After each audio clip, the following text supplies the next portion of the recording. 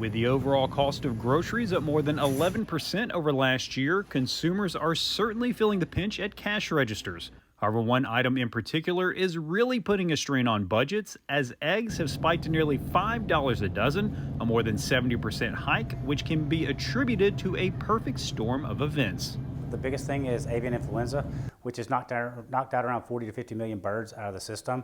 Then you've got higher input costs that have contributed to feed and other costs that producers have going up, and then higher demand. So we rolled into the Christmas season and demand went up, and now we're rolling into Easter, which should be the biggest time for eggs, giving people doing egg hunts.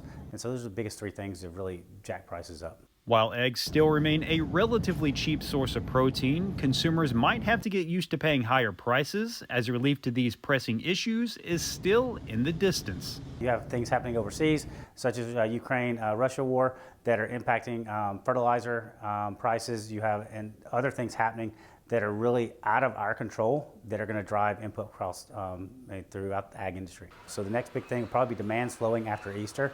Costs probably aren't going to come down for a while. And then, getting avian influenza under control is one of those big things that really is going to have the biggest impact. But again, there's no end in sight there. However, there might be a template to follow, as an avian influenza outbreak just 8 years ago caused a similar reaction to the market. We're at roughly 40, 50 million birds out of the system now. The 2015 outbreak was a lot less. Prices doubled in 2015. So again, we're seeing relatively a price spike associated very similar to what we'd expect with a increase in loss of supply in the system. With the increased prices, producers will undoubtedly be motivated to quickly replenish supply to the public. But despite those efforts, it's a process that won't just happen overnight.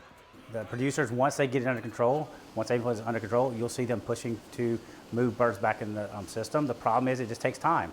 So if, let's say today you had avian influenza, it went away, you're still going to take a little bit of time to get these birds back into production and then move those eggs back through the distribution system to get them on the shelves to alleviate the supply issues. So while it might take a little time, consumers can expect to see a bit of relief on the horizon. If, let's say that we see demand slowing down after Easter, you're still going to see time it's going to take time for those prices to come down. You're not going to see tomorrow prices drop 50%. They're going to gradually come back to some point higher than probably what they were a year ago, but they're still going to be less than what they are in the last month or two.